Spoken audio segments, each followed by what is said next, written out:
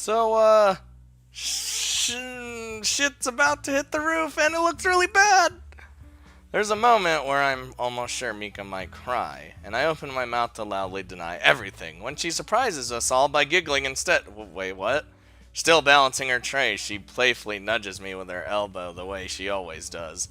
I realize suddenly that I'm starting to hate when she does that. The action screams of artificially created distance, like she's keeping me from getting too close. Like she's trying too hard to convince both of us that we're friends and nothing more. Finally got a girlfriend, huh? Congratulations. I thought it was never going to happen. As she and Nerith formally introduce themselves to each other, I try to calm myself enough to decide what to do. Oh god, assure her that there's nothing between you. Oh no. Oh no, I don't want. Oh, why? Why are you doing this to me? I don't want to make her jealous. I mean, I could try to make her jealous. Maybe I should. I think that'd be more fun, though. Assure her that there's nothing between you and yeah. Well, you never know.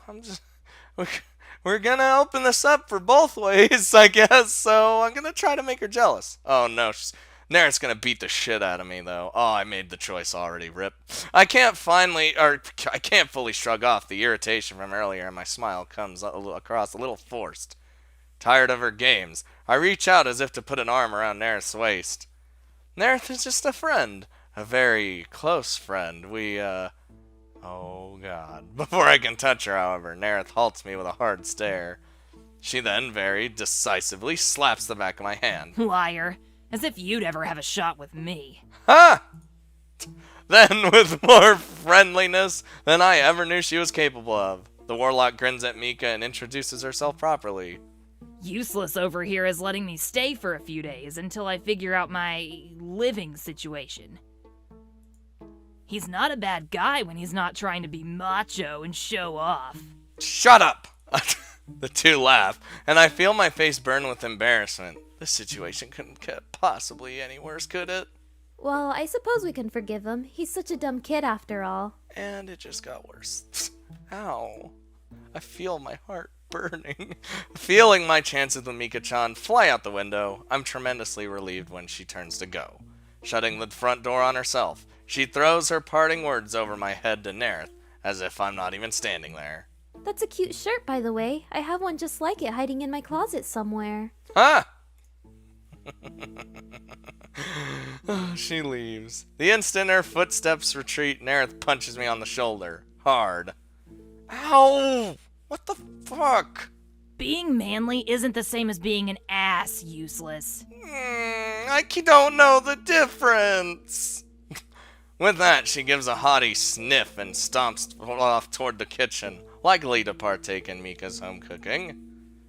But it was for me. With the feeling that I've been kicked repeatedly while down, I spend the rest of the day in moody silence. Why did I choose to fucking try and make her jealous? God damn it, I'm an idiot. I log into Celestial Crossing that night on a whim. I haven't played since Nereth's arrival, for obvious reasons, so I'm not quite sure what to expect as the logo flashes briefly.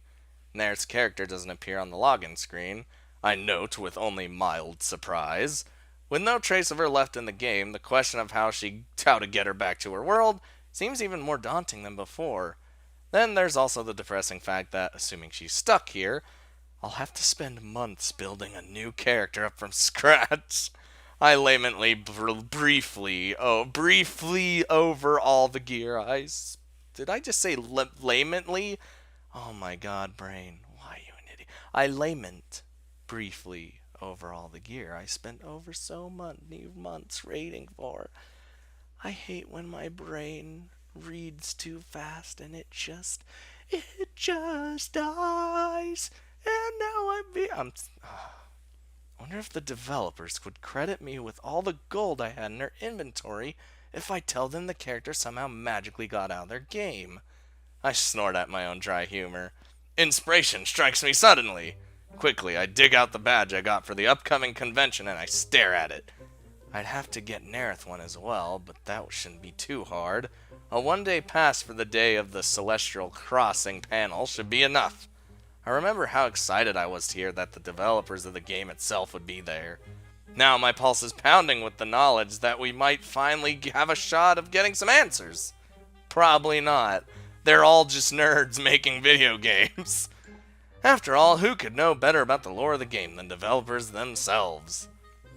I surge out of my seat and rush into the living room where Nerith is busy putting the final touches on her armor. Great news, everyone! The face of just unconcerned, man. We're going to see the developers of your game. They should have the answers on how to get you back home. Developers? Yeah, think of them as high authority on your magic from your world. If anyone should know anything, it's them. I'm liking the sound of this plan more and more. After weeks of nothing, it feels like I'm finally doing something to help our situation. Nerith, on the other hand, looks less than enthused. If you say so, I guess. Better than nothing. I realize that I've neglected to tell her the best part. Did I mention that you can wear your armor? Oh, the elf's ears twitch, and her face breaks out into a broad grin. She almost looks like her in-game self again. Fuck yeah, let's do it! There we go. Getting Nerith's badge in the time for the convention is a hassle and a half, but we manage it somehow for story plot reasons. The look of utter amazement on her face when she walks in is even worth the exorbitant price. Almost. Holy shit! Is that the Demogorgon just walking around? Her eyes actually physically bug out of her head slightly. And what is a Knight of Sparrowkeep doing calmly chatting him up? Those goody-goody shield-wearing twats give me a hard time. Whoa, what are you? Stop, what are you doing? Nerith pauses with her fingers halfway through a spell weaving and curses loud enough to attract attention when the magic fizzles. She turns to glare at me before faltering at the expression on my face. Her angry retort comes out sounding more like a question. Killing and looting? No, you can't just... No! Look, these people are in costumes. Remember when I explained explained to you what cosplayers were? Oh, so these are real ones? Yes. So that means I won't get any XP for slaying them? You will not gain any XP from going on a mass murder spree, no. Oh. Her look of disappointment says it all, really. I take the homicidal elf with me toward the nearest information kiosk to pick up a map of the convention center. On the way, we were stopped several times by desperate Celestial Crossing fanboys who want to pose in pictures with Nerith. They fall all over themselves complimenting her amazingly accurate and resourceful cosplay. The next fool that comes up to us wanting to flash some bright-ass light in my eyes gets punched in the face, useless. Alright. Fair warning. I note the tense set of her shoulders and how her glower has evolved into something that looks worryingly unstable. It's a complete turnaround from the wide-eyed awe she had expressed earlier. And I try to phrase my concern carefully. I didn't think it would bother you so much. You've had to deal with worse at school, right? That was nothing like this. She mutters her answer sourly, but before I can answer, a girl dressed up as a dark elf comes barreling toward us and gushes over how natural Nerith's body paint looks compared to hers. It isn't until she asks what the warlock used to make her ears that the pieces click together in my head. The muscles in Nerith's arms suddenly flex, as if she means to take a swing at the shorter girl, who by some miracle realizes that she might be in danger and stops talking abruptly. The girl shoots me a nervous look, especially when the real-life elf in front of her begins to tremble slightly. I think my friend here's just thirsty. We're gonna hunt down a vending machine. Come on, Nerith, excuse us. I take Nerith's arm and guide her toward the section of the building where I know the game's panel is being held.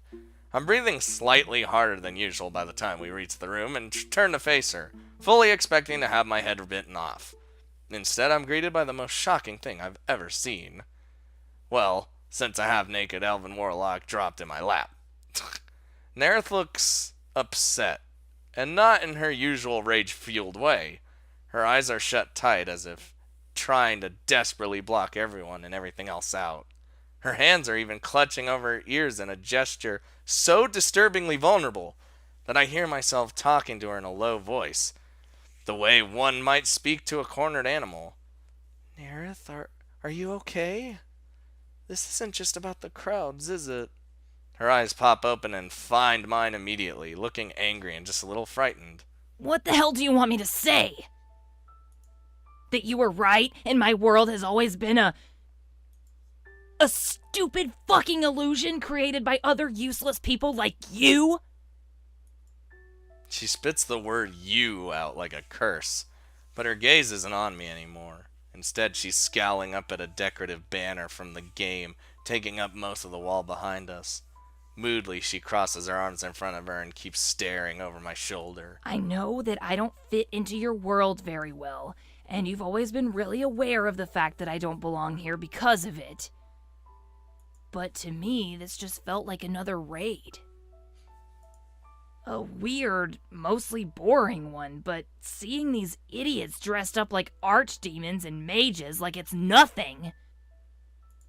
She shakes her head despondently, facial features turning sad. Those clothes mean something in my world. Her eyes turn upward and she stares hard at the ceiling tiles over her head. It takes me a long minute to realize that Nerith, tough, badass Nerith, is trying not to cry. Hikaru, am I real? Her voice is small, smaller than I've ever heard it, and for a moment I'm not sure what to say. I have a feeling that this is a very important question to Nerith, and I have to take my time thinking of an answer. Well, no, she is real, right? If she came to this world, she's a physical being in the world. She eats, she drinks, she goes to the bathroom, she lives like any normal person. I mean, other than the magic part. She's real. So I can't just explain to her she's not real. That'd be fucked up. No, we're gonna tell her that she is real. I hesitate, because the truth is, I honestly don't know. And I don't feel at all qualified to be helping her through this existential crisis of hers. There's no straightforward answer, so I decide to go with pure gut instinct. You're living and breathing and standing right next to me. So as far as I'm concerned, you're definitely real, Nerith. Screw what anyone else says. I offer her a weak smile, hoping that my words didn't make an already bad situation worse. Nerith looks at me with a mixture of annoyance and affection that only she could ever pull off. She's spared having to voice a reply as the line finally starts moving ahead of us, and we're led into the panel room. We take seats as far up front as we can manage, which isn't all that far, honestly. The panel turns out to be more of an extended Q&A session than anything else, so it sucked. I wait for my chance, and when the game devs open the discussion to the audience, my hand shoots into the air before anyone else's. Naturally, I'm ignored in favor of a cute blonde cosplaying as a succubus. Of course I am.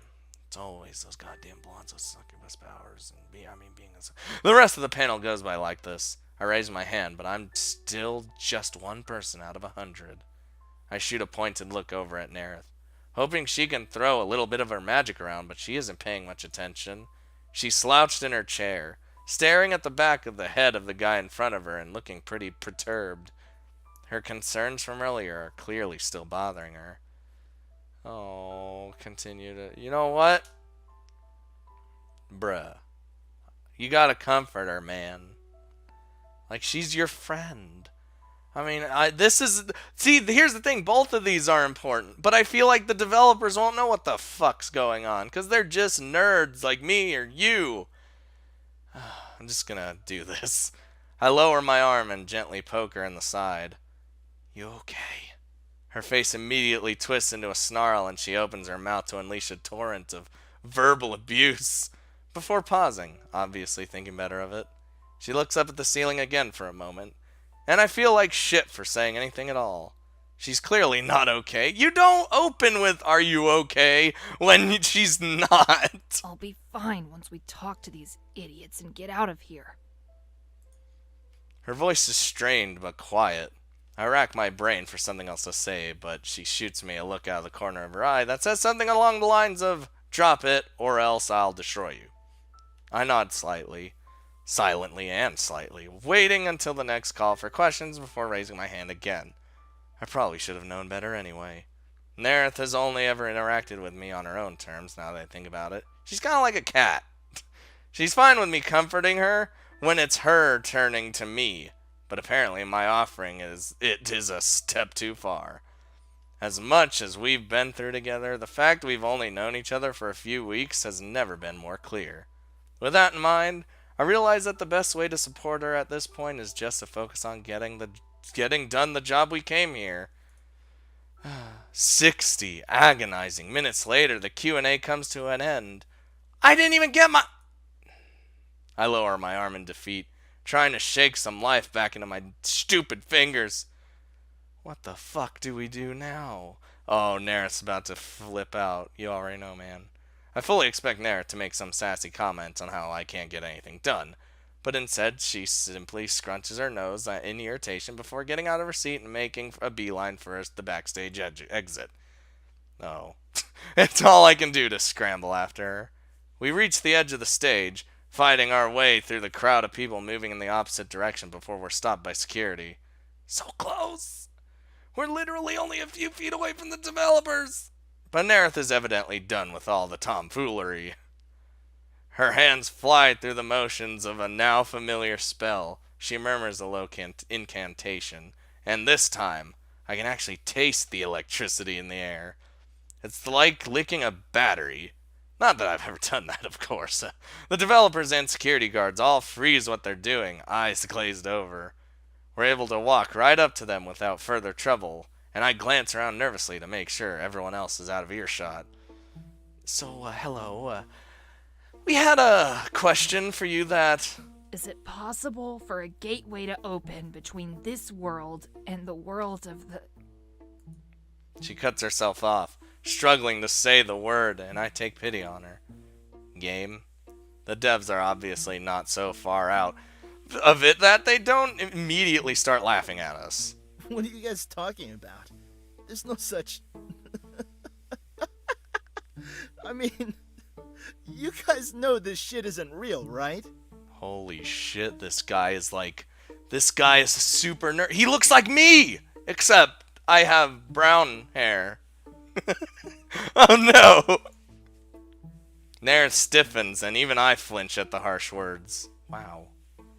As if the elf wasn't already questioning her existence. This was the verbal equivalent of being push a burn victim into a hot bath, and a very hot bath. Nerith turns on her heel and marches away, leaving me to deal with the brainwashed devs on my own. Luckily, the spell doesn't wear off immediately. Sadly, however, I now have to worry about finishing up this discussion quickly, since there's no telling what kind of trouble a distressed elven warlock can get into at a gaming convention. There's magic within the game itself that opens doors to different dimensions, so is it really that much of a dumb question? Get a high enough level magic user, and they can even get to different planes of existence, right? So in actuality, did one of you stumble onto a gap in time-space and turn it into a game? Maybe? My voice fades out at how stupid I sound. This was the king of idiotic ideas. A grand pois of the most embarrassing moments. And please answer without laughing. Obediently, the developing team holds in its mirth, and they shake their heads one by one. No way, kid. Celestial Crossing is something we made up. It's completely fictional. My shoulders slump, and I play my riskiest card out of desperation. Hopefully they don't remember this conversation when the spell wears off. Okay, well, is there anything else you can think of that might explain how a character from the game could, theoretically, get over into the real world? With amused expressions, the devs look at each other and shrug. I wilt in disappointment until one of them appears to entertain the idea for a second longer than the others. Well, if we're talking about keeping this within the realm of fantasy Yes. and fiction, Yes, right? I impatiently try to draw the words out of him faster, wanting to go check on Nerith, but also needing something, anything to show for today's efforts. well, our magic system in the game is pretty complex, but in theory, any spell can be reversed under similar conditions. That's why shield spells and spell breaches take the same number of turns and are learned under the same school of magic. The lead developer shrugs and smiles, and I realize he's making all this up on the spot. Still, it does make sense, and it's more information than we had. Got it, and, well, thanks for answering my question without laughing at me. Big fan, by the way. Yeah, we kind of figured.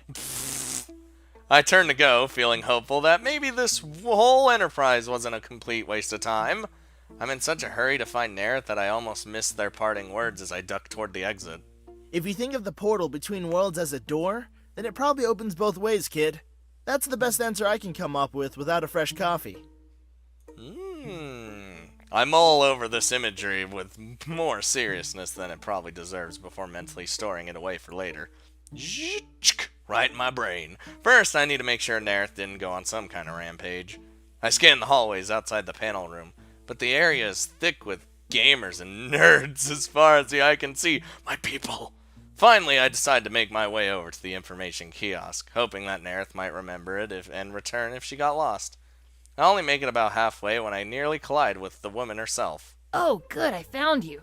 Look what I got. Oh, she got instantly happy. She proceeds to shove several large convenience store bags full of yakisoba bread in my arms. The fuck? Yeah, there was this stupid contest or something, and they really loved my armor. Because really, who wouldn't? I know, right?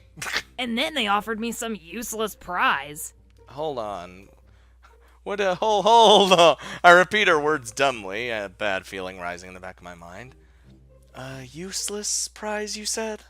It was some of that flimsy paper currency you're always whining about. 60,000 yen or something like that. That's like, hold on, isn't that, okay, converted to US dollars, isn't that like, what, 6,000? Or, no, 600? Is it 600? I don't remember anymore. God damn it. Still, that's a lot of money. 60,000 yen? You walked away from... Of course not. I just waved my fingers, threw a little magic at them, and convinced them to award me something useful instead. Oh my fucking god. She waves one of the big bags in front of my face in a tempting manner, smirking with victory. Smirking! You're welcome. Nerith spends the next few minutes trying to get a response out of me, I think. I'm not sure what happened next, to be honest, as I more or less pass out from the thought of Nerith turning down free money. Free money that I could have used to fix all the shit she broke in my house! Still, at least she doesn't seem depressed anymore, triumphantly nibbling on one of her prizes. Once I'm finally recovered enough to rejoin the world of the living, I'll lead us out of the crowded convention center and toward the bus stop where we catch the last one heading back to the apartments. We pay our fare and share a seat toward the back. I literally imagine after she told him that, he just kind of stood there, his eyes glazed over, and he's just like, I'm fucking done. I spend the ride home thinking about what the developers said. It was all just random stuff they made up on the spot, but I try to consider it from the viewpoint that everything about the past few weeks has been batshit nuts. Why stop suspending my belief now? So with that in mind, a doorway. The doorway in between Nerith's world and mine was a dream the first time, wasn't it? I mean, I was asleep at the time and woke up with her suddenly there, about to kill me, but I had slept every single night since then and nothing happened. Maybe I have to dream her away for it to actually work? Maybe, but who can control what they dream about? A lot of people, actually. I mean, it's hard, but... I glance over at Nerith, who's already fast asleep, leaning her head against the window. Would she laugh in my face if I told her what I was thinking about? Or just smack the back of my head and tell me to stop wasting my time thinking of nonsense? Hell, what if it all was just nonsense? And if it was, would having Nerith around for the foreseeable future really be that awful? Yes. Yes, it would. Aside from the obvious complication of her being an unapathetic bitch, there's also the logistics of the situation to consider. How the hell am I going to explain her to Dad? Is she going to be able to make it back to her own world, or will I be stuck living with her for the rest of my life? I feel my blood pressure rise at the thought of the future looming ahead of me. A future filled with yakisoba bread, violent wake-up calls, and no dates, ever. Because what sane girl would date a guy who living with a super tall cosplayer who refuses to wear pants? Feeling more drained than ever, I push all of those thoughts aside for now. They aren't helping anything but my potential for going prematurely bald. A yawn rises up out of my chest suddenly, and I drift off to sleepland.